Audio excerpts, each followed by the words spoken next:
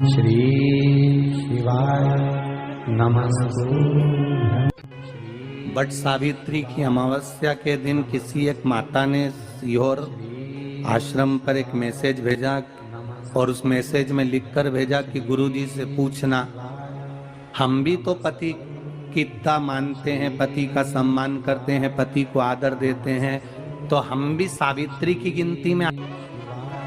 सीहोर से मैसेज आया कि गुरुजी वो ऐसा ऐसा पूछा गया है, आप बताओ क्या कहना है। हमने कहा कह दो, जब बट सावित्री आती है तभी तुम पति को प्रणाम करती हो, जब दिवाली आती है तब पति को प्रणाम करती हो, जब करवा चौथ आती है तभी चलनी में मुंह देखती हो, बाकी के समय तो तुम जूड़ा बांध के ऐसी बोलती हो कि पति थर थर कांपता है।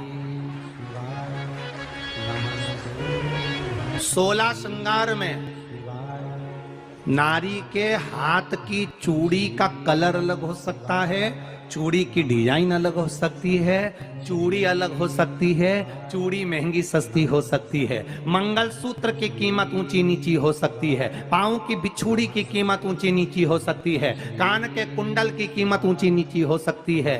तुम्हारे शरीर पर जितने जितने 16 श्रृंगार हैं उसकी कीमत ऊंची नीची हो सकती है। केवल मंगलसूत्र की डिजाइन बदल सकती है, नाक की लौंग की डिजाइन बदल सकती है, कान के बुंदे की डिजाइन बदल सकती है, हाथ की चूड़ी की डिजाइन बदल सकती है, पांव की पायल की डिजाइन बदल सकती है। केवल नारी के 16 श्रृंगार में एक श्रृंगार ऐसा है जिसकी कीमत जो पहले थी वही कीमत आज तक है और उसकी डिजाइन आज तक नहीं बदली। वो मांग का सिंदूर है, एक जैसी डिजाइन है और एक जैसी कीमत है।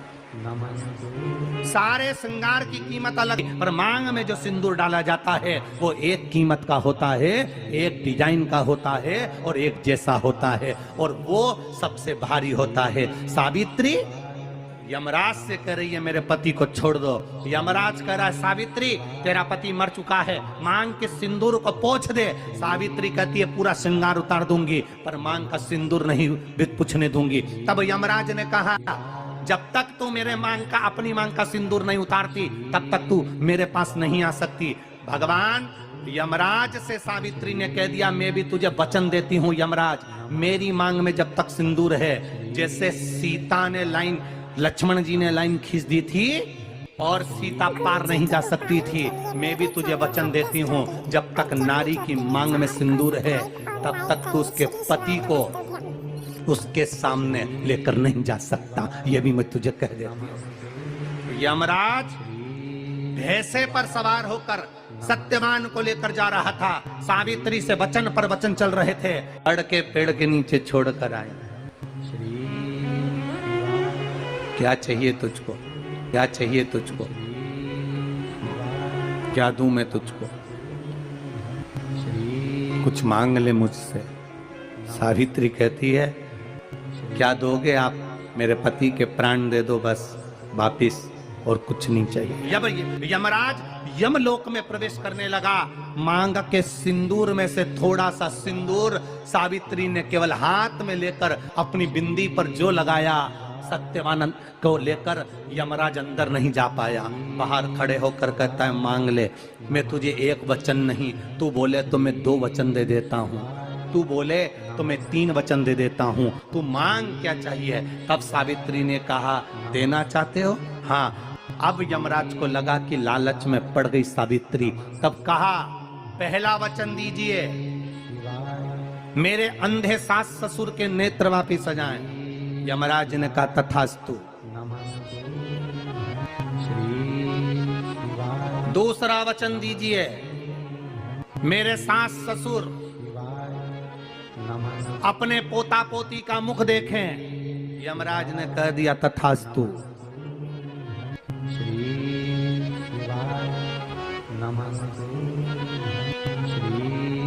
जाओ। यमराज जाने लगे, फिर आग जलने लगी, कहने लगे अब मैं अंदर क्यों नहीं जा पा रहा हूं। सावित्री कहती है तुमने वर दिया है मेरे सास ससुर पोता पोती का मुख देखें, उनके बेटे को तुम ले जाओगे तो पोता पोती कहां से होगा, छोड़कर जाओ। सावित्री है, पति को वापिस लेकर आ।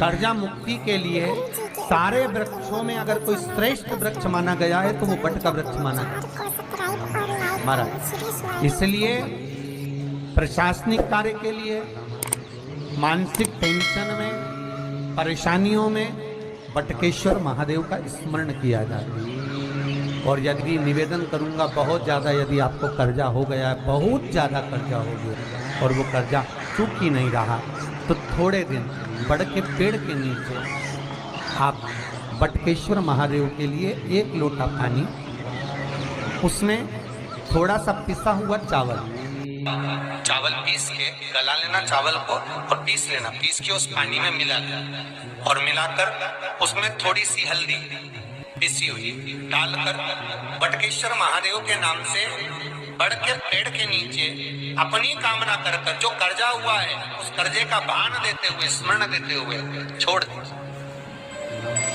महाराज 2 या 3 सोमवार एक ही जगह पर करना, 3 सोमवार बाद वहीं से बड़ के पेड़ की थोड़ी सी जड़ उठा लाना और उस जड़ को एक कोई धागे में बांधकर या तो अपने गले में डाल लो या अपनी जेब में पटक लो, उसको थोड़े दिन पटक कर रखना, लगभग 2 से 3 महीना पटक कर रखो।